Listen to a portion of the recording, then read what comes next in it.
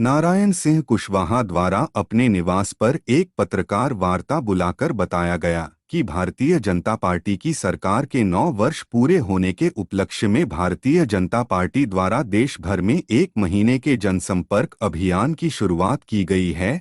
30 मई से 30 जून तक यह अभियान चलाया जाएगा, जिसमें प्रत्येक विधानसभा में हर एक पोलिंग बूथ के कार्यकर्ता द्वारा अपनी अपनी विधानसभा और बूथ एरिया में विभिन्न कार्यक्रम आयोजित किए जाएंगे।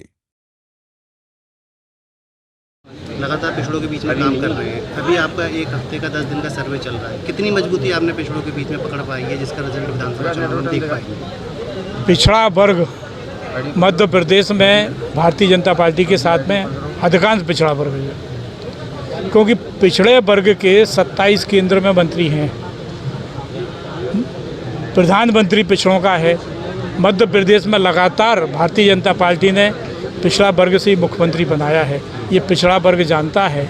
अनेकों जन कल्याणकारी अनेकों योजनाओं के माध्यम से पिछड़े वर्ग के परिवारों को कई तरह के लाभ देने का काम इस सरकार ने किया है, केंद्र सरकार ने किया है। विपक्ष लगातार पिछड़ा वर्ग को वर्गों के आधार पर, पदों के आधार पर बरगलाती हुई आई है और भाजपा के एंटी खड़ा करने का काम। पिछड़ा वर्ग अब जो है समृद्धशाली हो गया है, बुद्धिजीवी है, सारे सबकी पार्टियों के विचारों को जानता है, कामों को जानता है। वो किसी के बहकावे में आने वाला नहीं है।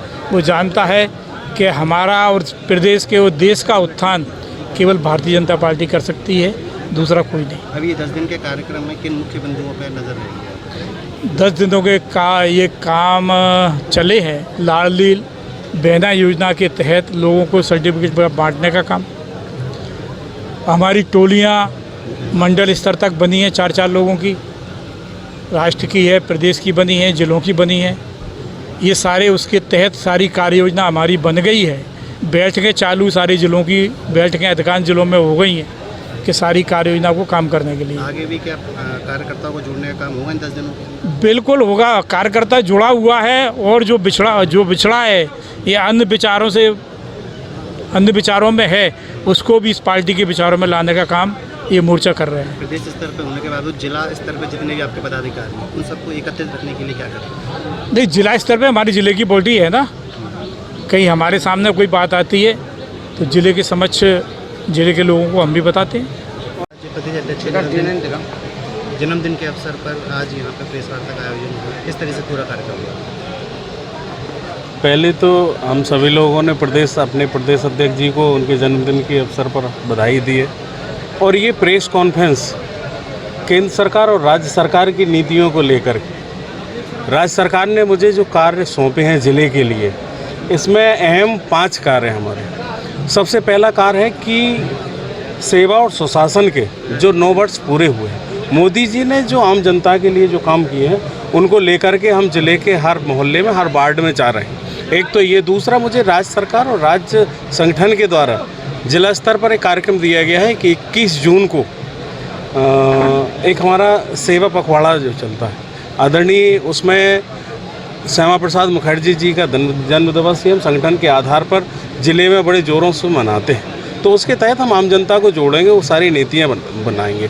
और इसी के तहत 25 जून को एक मोदी जी के मन की बात, जो कि प्रति माह भी होती है, इस माह हम उसको बड़े जोर शोर से मना रहे हैं, क्योंकि मोदी जी जो कहते हैं वो आम जनता तक पहुँचे, ऐसी हमारी धारणा है। पिछड़ा वर्ग मोर्चे की सारी टीम इसमें लगी है और उसमें हमारे प्रभारी जी काम कर रहे हैं। उसी 25 तारीख को, 25 जून को ही जो देश में आपातकाल के रूप में एक काला दिन आया था और उस समय सैकड़ों लोगों ने अपने परिवारों को बिखरा देखा था और सैकड़ों लोग जो जनसेवा में लगे हुए थे, जो देश में समाज के लिए काम कर रहे थे, उन लोगों को जेल में ठूंसा गया था।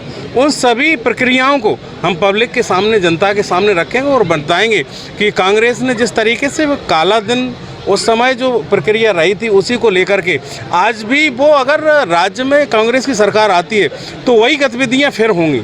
पिछले 1.5 साल की जो कांग्रेस के शासन थे वो आप सभी लोगों ने देखा है।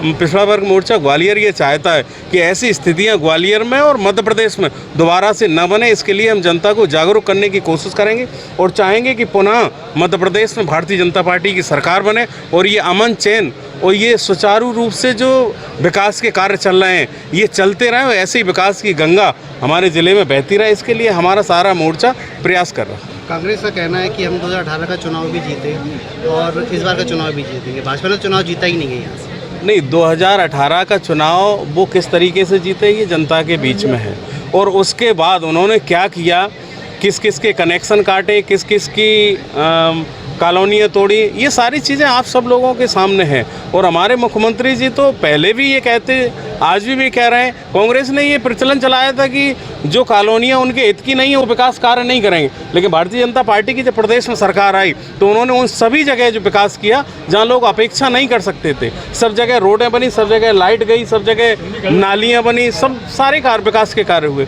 तो कांग्रेस का शासन अब कोई नहीं चाहता। कांग्रेस के अकेले कहने से सरकार नहीं बन जाएगी। पब्लिक नहीं चाहती कि मुझे वो दोबारा वही दिन मिले। आप दे पाएंगे आप चुनाव में ओबीसी की तरफ से?